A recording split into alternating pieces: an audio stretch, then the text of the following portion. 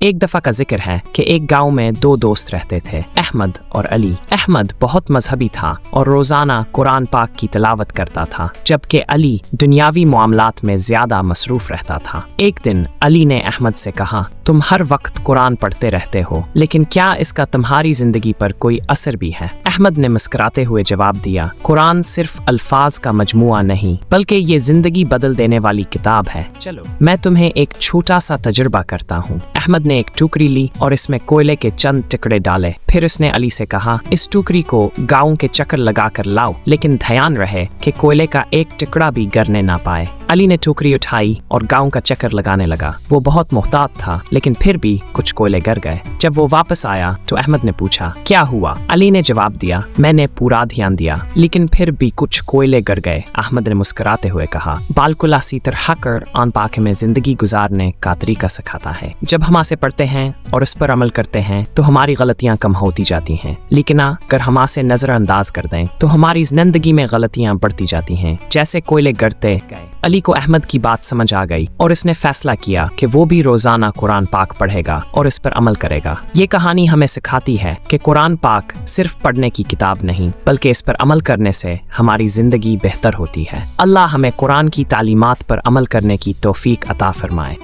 आमीन।